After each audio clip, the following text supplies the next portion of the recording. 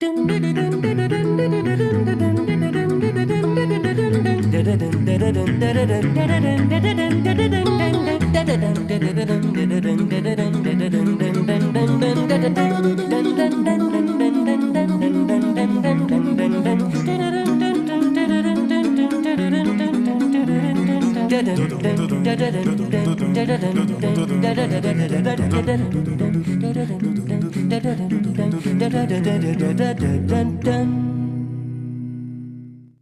evening, ladies and gentlemen. We're so glad to welcome you as part of our community tonight. Please note that this webinar is being recorded and distributed live stream. By entering this virtual meeting room, you give your consent to be recorded and distributed by Simeon Morrow EU and other third parties. If you prefer to not be recorded, please turn off your camera and microphone and/or go to the Facebook Live video feed, the link to which I will now place in the chat room. For a better experience, please turn off your microphone and set your video to gallery view. Tonight, our featured guest is Sean Hickey, a composer and Vice President, Sales and Business Development for Naxos of America. Also joining us is Professor Lino Rivera of St. Mary's College of California. Sean, welcome. Thank you, Simeon. Good to be here. Nice to see everyone. Sean, so tell us a little bit about yourself and how you got into music. Well, as you mentioned, I'm a composer, and I've been active in that space now for really about 30 years or so, maybe a little more now that I think of it. I started with a background in, like a lot of American kids, in the electric guitar, and fell in love with the instrument and rock and roll and punk rock. And I later studied jazz guitar at college and then switched to composition, where I've been active ever since. Obviously composing works, recording those works for posterity, and and working in that field ever since.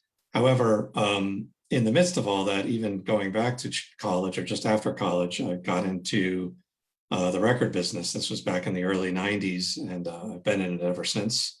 And I've been with Naxos now for going on 19 years. And I think we'll talk a little bit more about what I do there here shortly.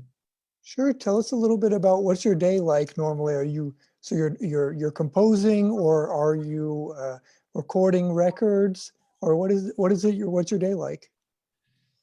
Well, I wish all that were true. In many ways, it's I'm really blessed and very, very fortunate in a lot of ways that in my company, no day remotely resembles any other, and that is largely what drives me and keeps me in, doing what I'm doing here at Naxos. I manage a team of people dedicated to physical sales and digital sales. I assist in a lot of areas throughout the world in our various kind of 5 key segments of revenue. And, I work with a lot of our digital service providers and retailers, so that if you are accessing music in some way or form, chances are I or my team have touched it in some way, whether that be Amazon or our owned retail businesses like Archive Music or HB Direct, or YouTube, Spotify, Apple Music, Amazon Music, et cetera, et cetera. So I manage people, but I work with a lot of our direct partners. Obviously, we've had a lot of challenges as a result of COVID and the inability to travel widely and to, really sit down with a lot of people and really talk about developing music consumption models in the years to come. But we've obviously, like any company, adapted to the best we can into this format, into Zoom. So you're kind of on the phone a lot. I am on the phone at least 8 to 10 hours a day. Yeah. And what are those conversations normally? What do they go like? Well, they're all very different. They're, obviously with a lot of people. Our company is based in Hong Kong. So early this morning, I had a call with, some of my colleagues there to go over the activities of last month regarding sales and revenue, and where things happened, some of the shortcomings that we had with, whatever obstacle we might have had with a particular partner or provider during that time, opportunities and or difficulties with stock procurement, anything that has to do with, music consumption and how, and how we can best represent ourselves. It's very important for us that, in any discussion of classical music anywhere in the world, that Naxos always has a seat at the table. It's something I'm very passionate about. But though it's nice to have a seat at the table, what's most important is, having that seat is great, but, we're only so large, there's only so many of us. And, having a seat is one thing. It's another thing to really realize the revenue opportunity for each of those discussions brings. So that's a lot about, what I do. After that call, I had a, call with our digital sales team, talking about, just some operational issues that we deal with. A huge part of music distribution right now is largely contained in areas of operations, data, metadata, and all of the things that allow you to pick up your phone and listen to music at any given time. It used to really focus a lot more on, the strength and integrity of a particular recording or artist. And that, though that may be true, there are a lot of operational issues that are really very important, because big tech is really kind of the gatekeeper for a lot of music consumption nowadays. Okay, so we have a question or comment from Professor Lino Rivera. Lino? Hello, Sean. With all the responsibilities that you have to do with your, shall we say, full-time day job, Mhm. when do you find the time to compose, or how do you manage it? Because I'm having the same problem. Full-time professor, I have to grade, I have to teach, I have to coach, and then I have to carve out that time to practice, and I find it very, very challenging. How do you do it? Thank you for that question, Lino. Yeah, it's a constant challenge. I have to say, I don't feel like I master it. I don't necessarily have a compositional routine. And it got particularly bad, or not bad, but I had to make a particular shift when I became a parent, which at this point was 16 years ago, which is the biggest job of all. And, gone were the days where I would, set aside a whole afternoon and make a giant mug of tea and sit at my piano and work out a string quartet for 6 hours or whatever. Most of my composition is done in very, very small chunks, often on airplanes or while traveling. I generally prefer to test drive most ideas at the piano. I do work very slowly. I happen to be on holiday now, and I've done very, very little work, but that's kind of by design, because of a camping trip. So most of my work is really kind of where I can get it done, often very late at night or very, very early in the morning, in small chunks. Okay, so let's take a look at our first video. This is titled Those Amazing Instruments. Naxos presents Those Amazing Musical Instruments, your colourful guide to the orchestra by Genevieve Helsby. Beautifully presented, packed with facts, and rich in music. Listen to every instrument on the dedicated website. Conductor Marin Olson is on hand to guide you. From sound itself, through every instrument, to the maestro on the podium. It is the guide to the orchestra.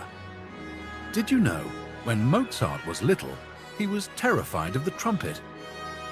What's a banana key? Can a bassoon actually cry? These really are amazing musical instruments.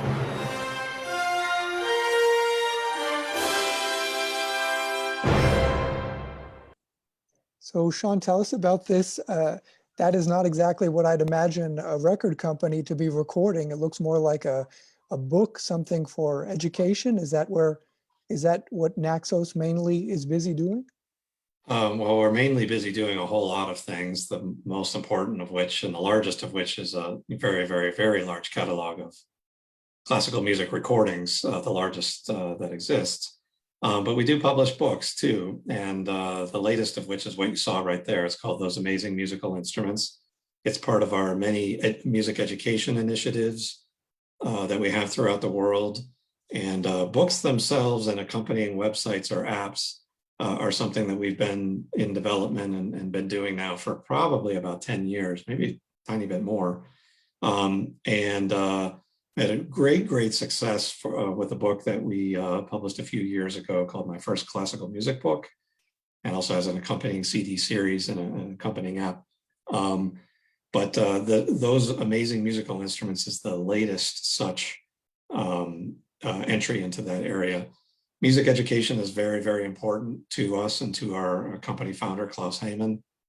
And along those lines, Naxos Music Box, which launched just last year, is a very important music education initiative, which is basically resources for teachers of school-age children in any English-speaking country in the world to utilize.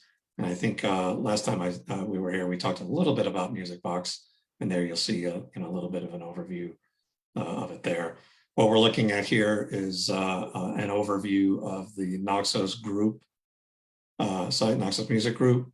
We are some 23 different companies, a variety of areas of classical music, education, consumption, and listening that exists throughout the world. And Music Box is one of our latest initiatives, which you'll see right there. So Sean, curiosity, why did in the YouTube commercial, why was the man speaking English? Is your market mainly the UK? No, but that happens to be where that particular book was produced. Naxos Books is based in the UK.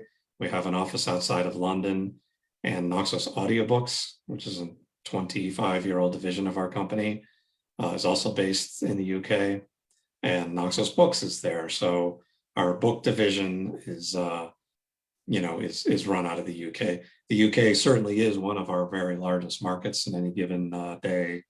After the United States, the UK, Germany, and Japan are our largest markets. Got it. And tell us, so these educational books, is that, yeah, that's just one component. Which component would you say is kind of the so-called core competencies of Naxos? Well, I mean, I think it's important to really kind of define what Naxos is and who we are and what we do. And that's a little, that's not a question that's answered in, 3 seconds or what have you. I mean, Naxos, first and foremost, is a record label founded in 1987 by a German entrepreneur named Klaus Heyman, who had been based and is still based in Hong Kong. And his whole thing in founding the label was to really kind of introduce an independent label perspective to the classical music community, of affordable recordings of great repertoire and a broad selection of things, something different that the major labels had been doing for decades. And he built that into a very successful company. And in the early 2000s, he was among the first to launch a dedicated streaming service, Naxos Music Library, which has been going now for almost 20 years, I think 18 if I'm not mistaken. And digitizing our catalog to get it ready for the impending revolution in streaming that we're living through now. And so we are a record label in that area. We're also a distribution company. I happen to work for Naxos of America, and here in the US, we distribute some 600 or 700 labels physically throughout North America, and a little more than 1,000 labels globally in the digital sphere. Of course, in digital, no territory or sovereignty is necessarily recognized in any way. The world is a global marketplace for music, and people are listening from more countries and in more ways than at any point in the past. So we're both a distribution company, and our job is to really focus on how do we make the connection between the content itself, the music itself, what the work that the composer or creator has made, and the end consumer, the listener. Got it. So actually, so the idea of a record, that's no longer really applicable? Well, not necessarily. So we ship thousands of CDs every day. And that's just in the US. And if we added Japan, UK, and Germany, and some of the other markets, we may be even looking at tens of thousands, at least tens of thousands every week. The compact disc, though, has certainly seen massive declines across all genres for many, many years now, has remained relatively buoyant in the area of classical music. That's not to say it hasn't gone down. We're, certainly shipping a lot less CDs than we were years ago, but we're finding more ways to really market to the people that have players, that really care about them. We own the only two dedicated classical music physical sales retail stores in the United States, and that's archivemusic.com and hbdirect.com. And those are for collectors anywhere in the world. I mean, Archive is based in Tennessee and HB Direct is in Vermont. Operationally, we ship all across the world with both those customers every day. If we didn't feel that there was a market for physical sales, we probably would have gotten out of it a few years ago. So though there are a lot of very strong downward pressures on physical sales, it's not going away. The LP resurgence over the last several years has impacted positively every genre, including classical. So there's still a lot of opportunity and a lot of promise there. And, if there was a real problem, you would probably tell it to our labels. We, in any given month, between ourselves and our third-party labels, we distribute about 450 releases on compact disc, DVD, Blu-ray, or vinyl. Okay, let's take a look now at the Naxos Music Library.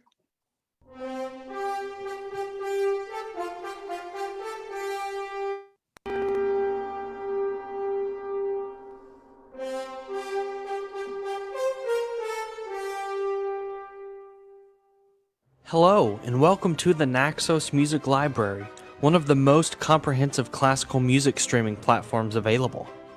Not only do you get access to over 2.2 million high-quality recordings from over 800 labels, you'll also have access to a handful of educational resources that help you learn about what you're listening to. Like our musical dictionary, where you can search for a term, read the definition, and then see and listen to examples straight from our library. Just like the other major streaming platforms, we offer themed playlists for easy listening, as well as playlist creation, whether you're preparing for a class assignment, a concert, or just personal listening. Listening to the world's best music is only one click away. Clicking the play button reveals the music player and will begin playing the album from its first track. Click the information icon to learn more about the track you're listening to. Well, now that you've had a look, you can see that Naxos Music Library is the perfect resource for all of your classical music needs.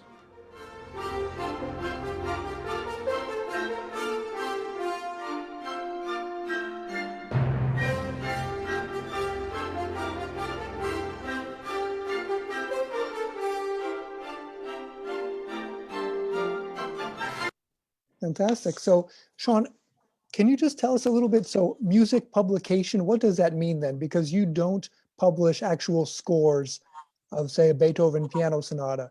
You publish recordings of those scores and then some educational materials that go with it. Is that it?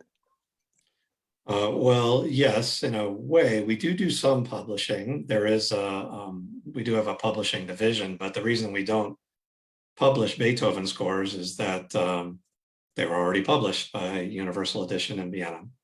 And, so many of the world's established and long dead composers had publishing arrangements that exist through time.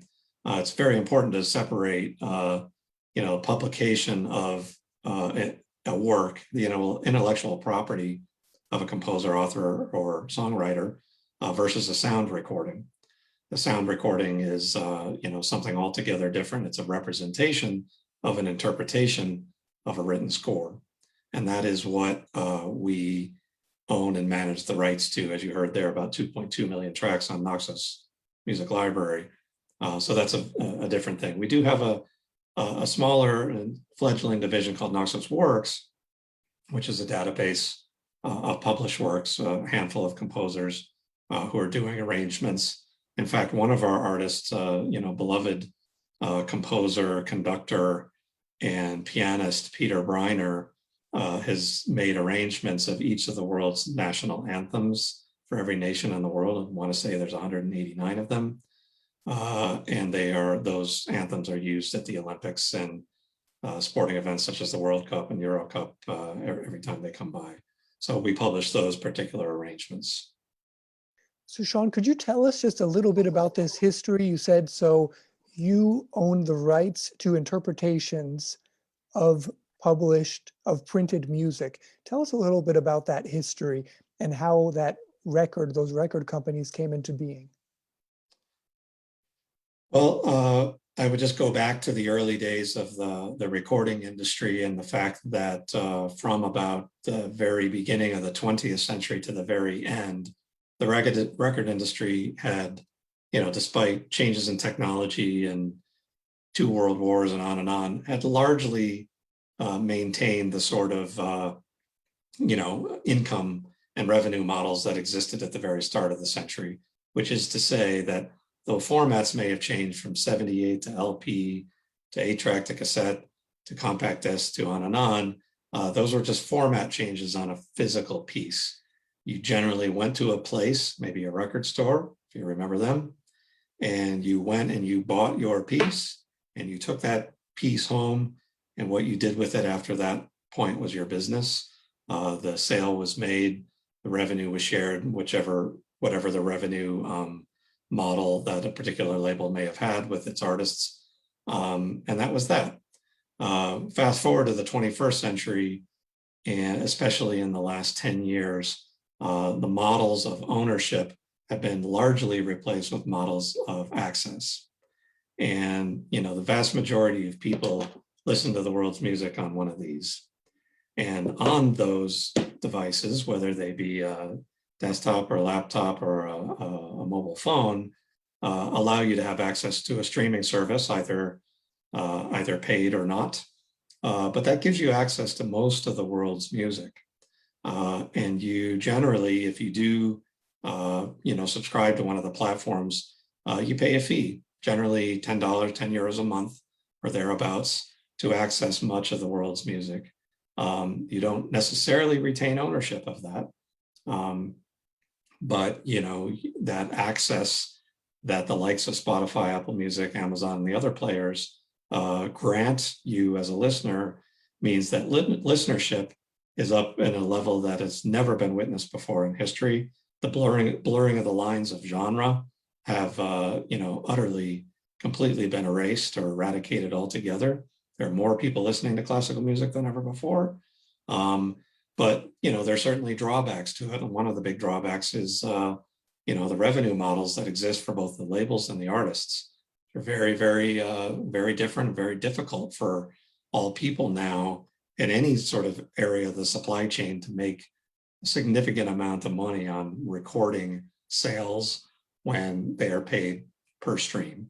And the per stream rate that is governed by the existing companies right now in big tech happens to be rather small. In the days when you could sell an LP or a compact disc from a Tower record store in New York City, meant that there were several dollars made on every particular unit sold. So we've seen a lot there, a lot changed there. So Sean, we had a few weeks ago another contributor of ours, Professor Niels Moos. He was a former casting director of the Vienna Volksoper, and he was telling us that a big reason that we don't have any opera stars anymore, and that kind of they're moving to an ensemble version of singing for a theater as opposed to those big stars like Pavarotti, is because the recording industry has really been declining. What do you think about that? And what do you think about the effects for musicians and stars? Well, I would, on the whole, kind of disagree with it. We probably don't have, I would certainly agree that we don't have an opera star in the magnitude of Pavarotti. and the incredible resurgence in his career during the launch of the Three Tenors, which is 1991, if I'm not mistaken, is the likes of which we just haven't seen today. Actually, we will release later this year on DVD and Blu-ray that exact Three Tenors moment, which will be available for the first time in those formats on the 30th anniversary of that on one of our labels, which is called C Major, based out of Berlin. We have more opera stars singing now. We have more young singers entering the workforce, even despite a global pandemic. We have a lot of people making recordings. The declines in the record industry that he may be referring to are probably having to do with the declines in revenue as a result of changing consumption models. If mobile phones and streaming never came into the world and people were still going to shops to buy compact discs, then I would say that very little had changed since the last century. But our job is to really kind of respond to all of the trends in music consumption in the world.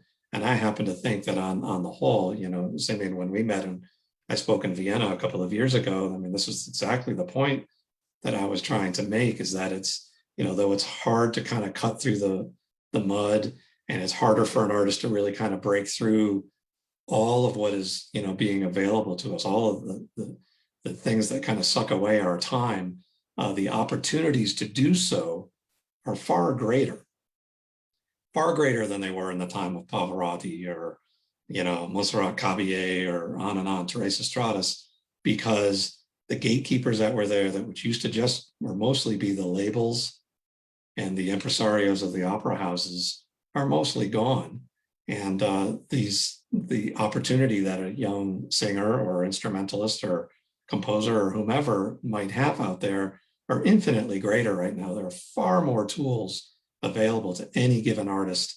I mean, Spotify literally releases tools for artists at the rate of about one per week. And the vast majority of artists don't take advantage of them, at least not yet, but they will be forced to. And they're generally going to be those things that are going to allow a lot more classical musicians to kind of rise above the sort of ether in the coming months and years. Okay, so I'm just a little bit interested to hear Professor Lino Rivera's point of view. Lino, you were there for our opera conversations.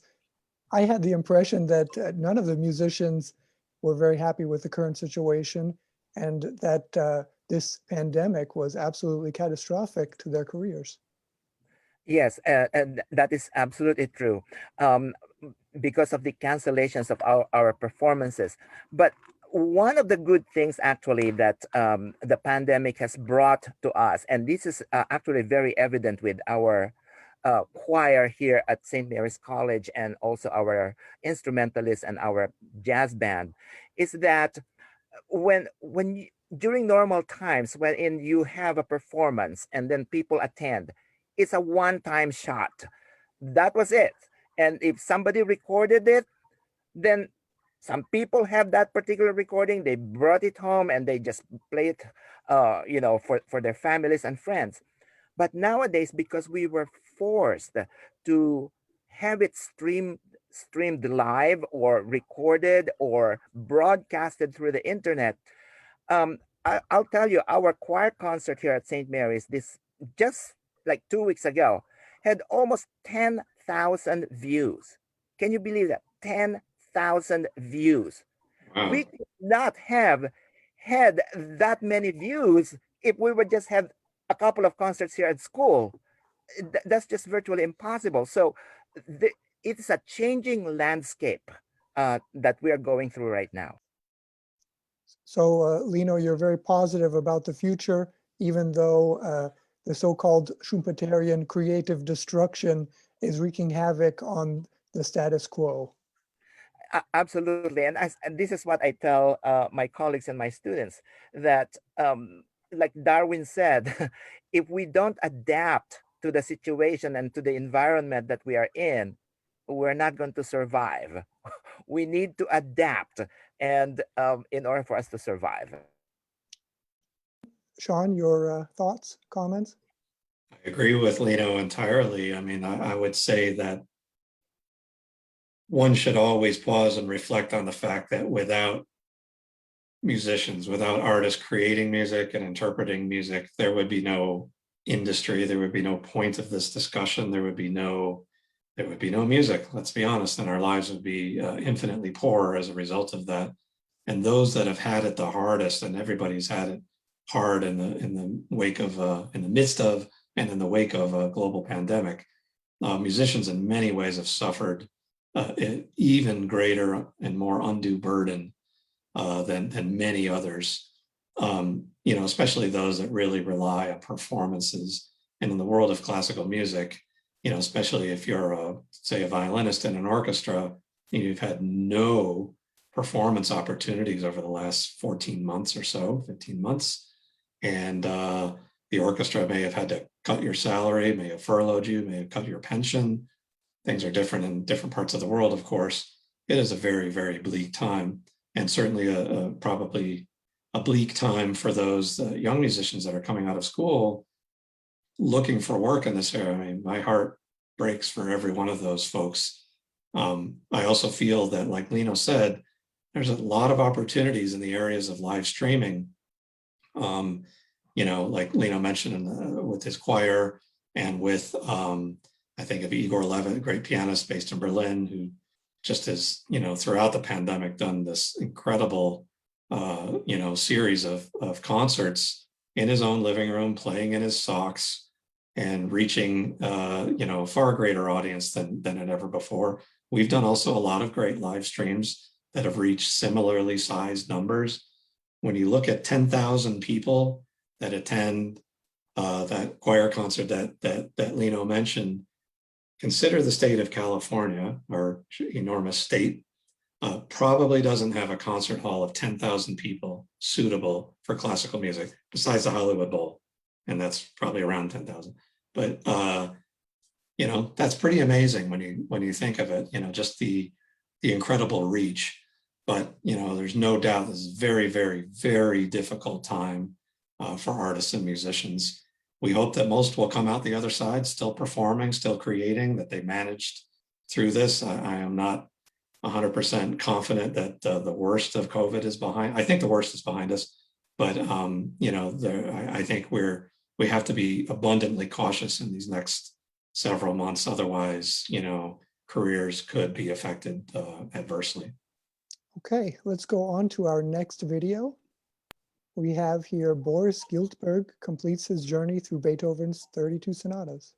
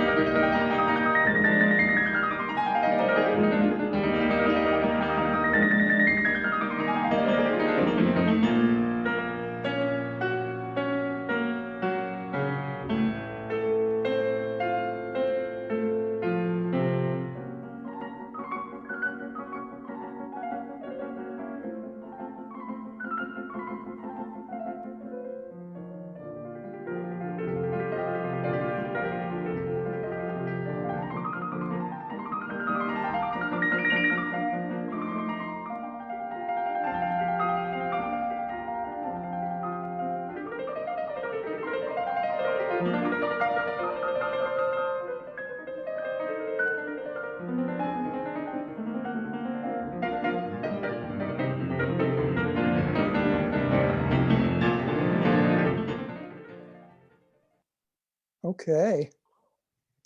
So, Sean, curious to know, why is it that you chose to show us that recording in particular? Is it because you're glad that someone else recorded it instead of yourself? So that is Boris Giltberg, one of our beloved artists that we've worked with on the Naxos label for many years. Unbelievably talented pianist. As you can see there, as you saw from the video, that he has recorded all 32 of the Beethoven piano sonatas, which is no easy feat, I think, for anyone. So he, I wanted to show him because one, he's certainly a very active and very engaged artist on all the platforms for us, and as a result, his stature as an artist, even throughout the pandemic, has grown quite a bit, and that's by doing a lot of the promotional videos like you saw right there. And each of the 32 piano sonatas is available on any of the platforms, both as an audio track or series of tracks and as video. And video is a big part of streaming right now in the areas of classical music. So that's an important thing to note. But just to shift also to physical sales too, one of the bright points in CD sales over the last several years, especially this year and last, is the box set. So as you saw, there are different volumes of the Beethoven piano sonatas, volumes 1 through 8 or 9 or so, or whatever was there, have sold reasonably well. But later this year in the fall, the box set, the complete piano sonatas as performed by Boris, comes out later this year. I can almost guarantee you we will outsell any of the individual volumes, probably by a factor of 8 or 9 or 10. Those that are interested in classical music and having something on their shelf are really attracted to great box sets. And so Naxos as a label is committed to it. Most of our labels are committed to it as well over the last year. We happen to distribute Sony Masterworks in North America.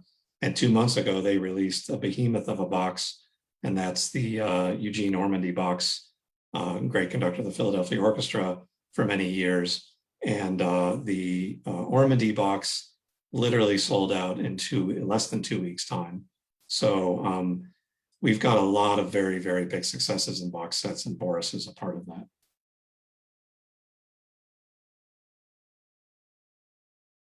Stephen, I think you're muted. Excuse me. I think I'm looking here at the wrong box set. I have here piano sonatas by Yando, but I guess I'll have to keep looking to get the right one.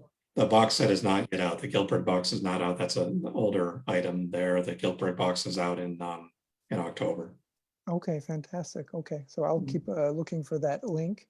Wonderful. So Sean, now tell us a little bit about, we'll have a roundtable discussion about artificial intelligence. How is artificial intelligence, what are the ramifications on the music publishing industry, on Naxos?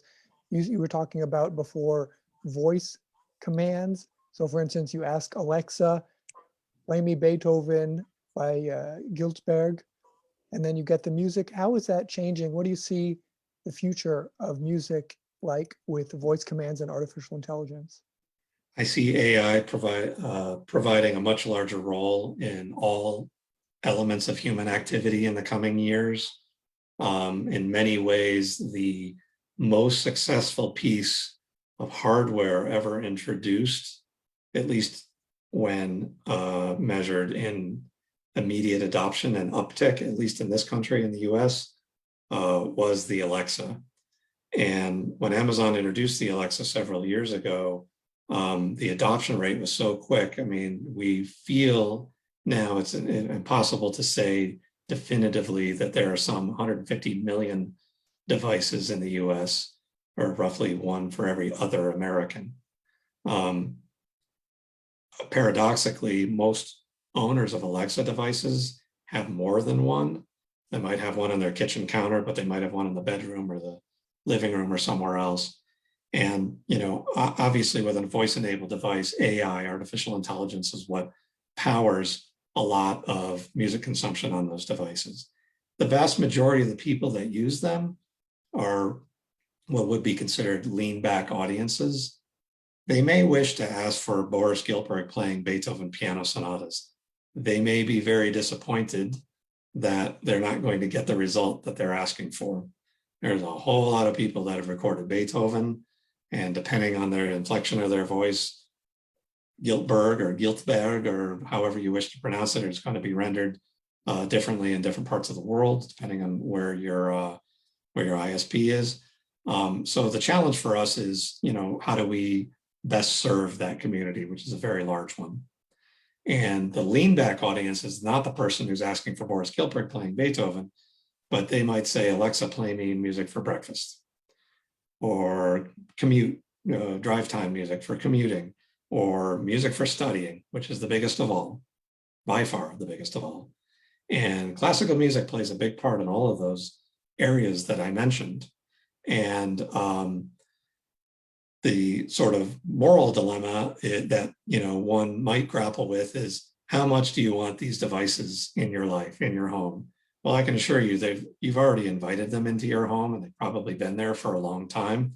If you have a Siri on your, if you have an iPhone, you have Siri, and she's listening. And if you have Amazon, you have Alexa. You have Google Assistant, you have HomePod from Apple. You have a lot of different devices that are, recording and delivering back to big tech a lot of data points about your activities. And why are those activities important? Because they're important for a lot of companies that might wish to market to you based on whatever your activities are. So if you're someone who is listening to a lot of classical music, it might be assumed, rightly or wrongly, that maybe you drink wine or espresso, or you like fine clothing or whatever. That's very valuable to a lot of marketers. So as big tech is kind of growing those areas, the recording industry, and particularly us, and this is something that I'm passionate about, is trying to deliver a better experience through any smart speaker to anyone that might wish to use it, so that you can find the product or the track that you're looking for with a real command of specificity, like the Boris Gilbert example that I used, or if you just want music for studying, that we have some content there that would be suitable to study by. And those are important things. So we had a fascinating conversation with Father Andrea Ciucci of the Pontifical Academy for Life, and Sara Roversi of the Future Food Institute. And Father Ciucci, he was telling us, indeed, it's not your father or your mother or your best friend who knows you the best, it's your phone. So I imagine, like you were saying, maybe it's not even the voice information that is turned into text that's edited in your phone, might be all the other information that we're always giving. So do you see also positive ramifications from this AI? Does that mean that we get to discover different musics that we would not have normally discovered if we were looking through a card catalog? Without a doubt. I mean, we're seeing it now, and have seen it even before the birth of AI, that one thing I've shared a few times is that one of our large partners, a very large tech company that we would all know very well, showed us a pie of the various principal genres of music in the world. And classical music happens to be the third most listened to, not by listener hours, but by genre. So if you're listening to rock and hip hop, you're going to listen to some classical music. If you mostly listen to country and jazz, your third genre will be classical. More people are listening to what I think most of us would consider to be classical music than ever before. We're certainly watching a lot of Netflix and a lot of original scores. We watch and consume movies all the time. There's more people that engage with the music than ever before. AI kind of brings it into a whole other sort of meta level that you're going to have a lot more people exploring and learning about some of these other things that they might not have been familiar with. The sort of glass doors behind the Tower Records classical room, which would have been formidable to anybody who didn't know a lot about classical music, are just gone. They're just gone right now. And do I think AI provides us an opportunity to reach a lot more people? Without a doubt. But there are certainly trade-offs. All these data points are, I'm not all that comfortable personally, knowing that, even as I talk here and as I go about my day and as my, browser history, I'm served up things that are, might be of interest to me. And sometimes they're remarkably accurate, but it is our future. AI will also allow us to probably properly heat our homes, probably in the coming months, not years, so that all of what you do to heat your home, for instance, is utterly wasted if you're the only one at home. You're the only one who needs to feel comfortable at the time. The room down the hall doesn't need to. What if AI were able to adjust the heat in your home so that your costs were lower, the carbon emissions were lower as a result of that, and you were always as comfortable as you are right now? So there's a lot of great upside there, but with a lot of caution, of course. So we're running out of time. I'd like to ask if there are any questions, any comments from our participants. Please don't be shy. Please write it in the chat room, whatever you'd like to ask or say, or just turn on your microphone. Sean Hickey and Professor Lino Rivera are here for precisely that. So Sean, as moving into the end of the show, I'd like to just ask you, what excites you today about what you're doing when you talk on the phone for 8 to 10 hours a day? What is it that what do you look forward to, and what gets you excited about the future and what you're doing now? Well, I kind of touched upon a little of it there, and that is the fact that in the world of digital music, it does, music consumption nowadays, and I hate that word consumption, so I'm going to try to not use it. Let's just call it listening, is done throughout the world. And because more of the world is entered in and entering all the time, despite a lot of other mitigating factors, more people are entering the middle class, more people are having access to phones and broadband. And as a result, more people are listening to music, and more people are listening to more music.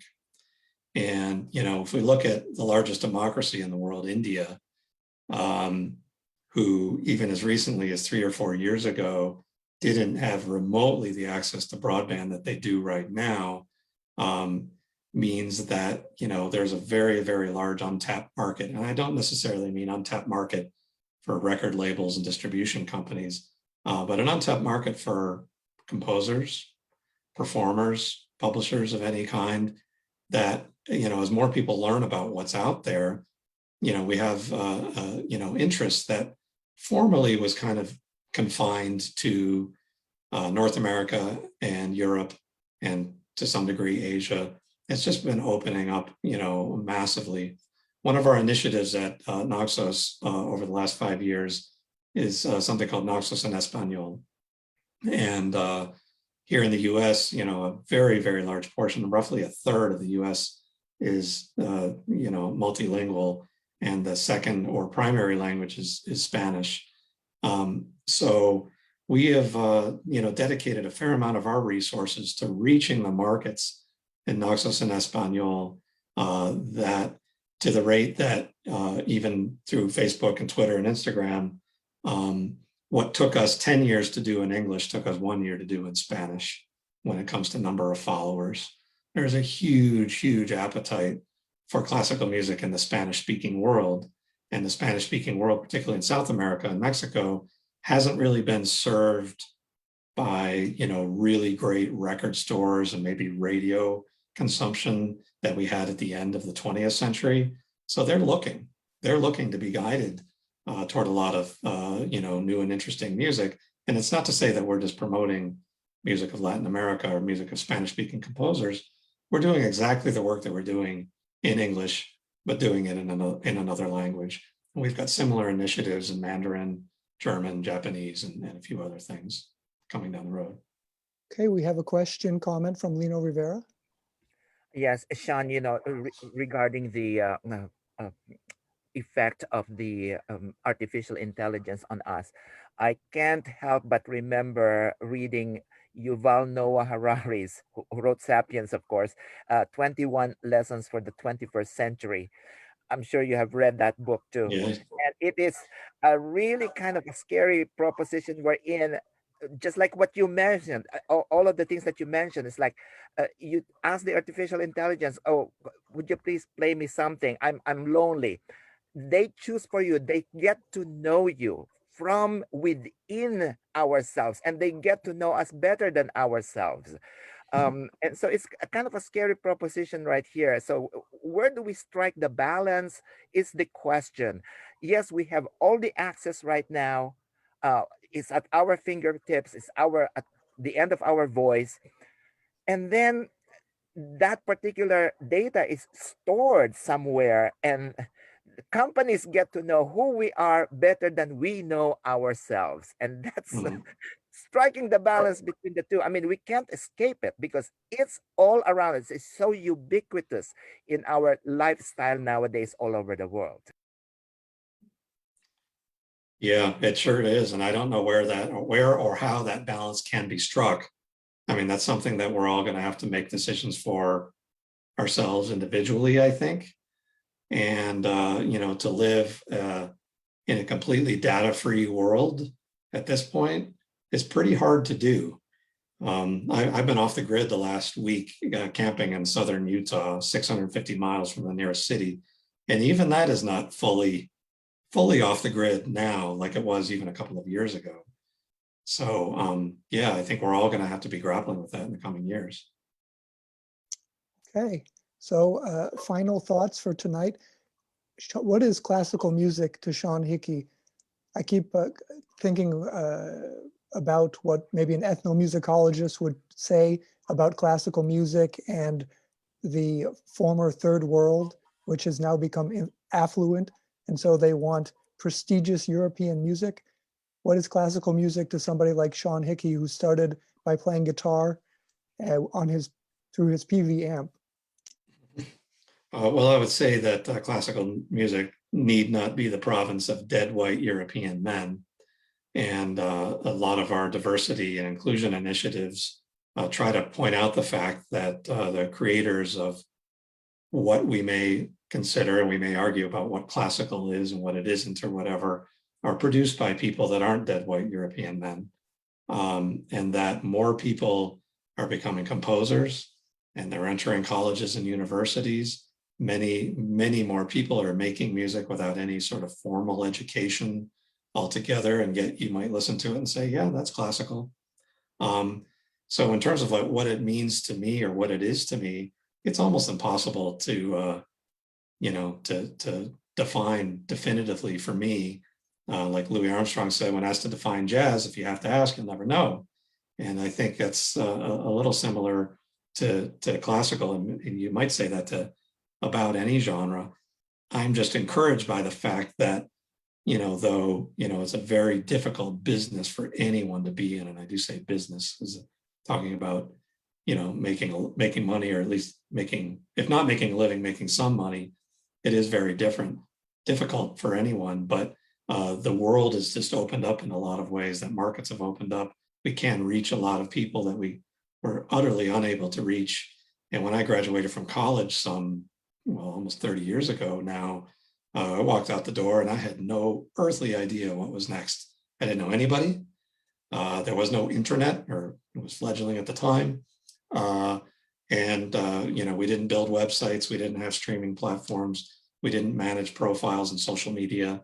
And these things are there for us now. And in many ways, they do provide an entryway into this very diverse 1,000-year-old genre that is a blessing, I think. And we just need to know how to cultivate it and how best to work with it. Okay, final thoughts, Lino? Yes, Sean, you're going to be very happy with what I'm about to say. Here at St. Mary's College, we use the Naxos platform in our library as the resource materials for our students. Thank you. And I tell you, it's now been for years. I instigated that, by the way. And I tell you that it just saves me a lot of time. Before this happens, I would go to my classroom with a whole bag full of CDs so that I could play the CD examples in my class. And then, if the example is, for example, in the middle of a piece, like the development section of a symphony, I'll have to scroll and scroll. Where is that? Where is that? Where is that? With the Naxos platform, I could just exactly pinpoint, okay, I have this recording because we are given a choice of at least 10 recordings for a symphony of Beethoven or Mozart. Mhm. And I could just pinpoint exactly what timing it is. It is at 4 minutes and 57 seconds. That's the example that I want to have my class listen to. It's just become very, very convenient. I don't need to take, a whole 2 bags full of CDs to my classrooms. And so that's my comment. My last question here is, what is happening with your composition, Sapiens? Can you update us on that? Because you mentioned that in your last interview. I have the book Sapiens here, and so I just want to know an update with regards to that project. Thank you for asking. I appreciate that. Yeah, so Sapiens is a piece, a 9-movement piece for solo piano, nearly an hour long. It's certainly the largest thing I've ever written in terms of time and effort. Inspired by the book by Yuval Noah Harari, Sapiens, which in my opinion is about the most meaningful book of the 21st century.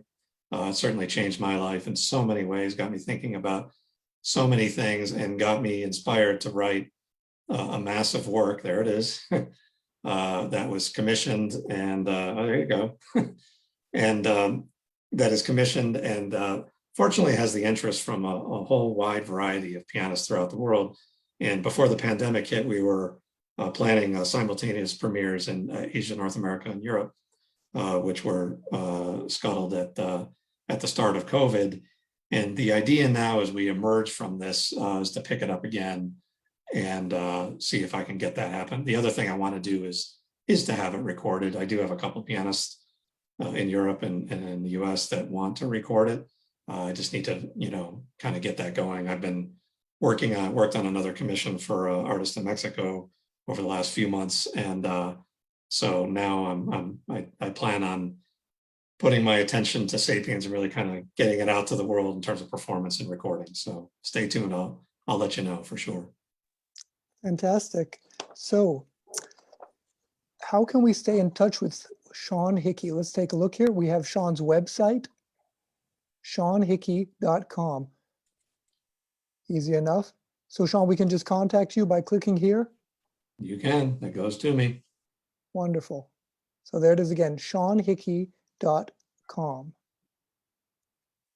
So thank you so very much, Sean, for such an important and enlightening discussion.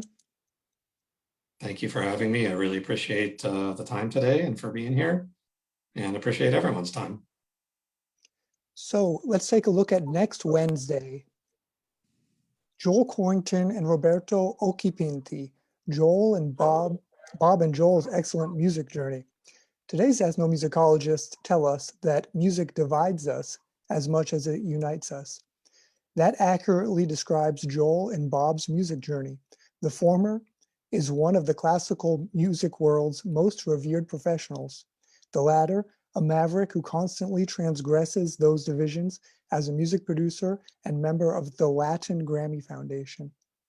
That the two would eventually form the closest of friendships should thus not surprise the academics. It all began when, for $1 a lesson, Joel agreed to teach Bob how to play the bass. Come welcome Joel and Bob to our show. As always, all information about upcoming shows may be found at www.simimoro.com. So again, that's Joel Corrington and Roberto Occhipinti, Bob and Joel's excellent music journey next Wednesday. So once again, thank you to Sean Hickey. Thank you to Lino Rivera. And thank you also to Maurice Hissink for his support of this show. Most of all, thanks to you, our participants, who make it all worthwhile. From Vienna, Austria, from New York City, New York, and from the Bay Area, California, goodbye. See you next Wednesday. Thanks, everyone.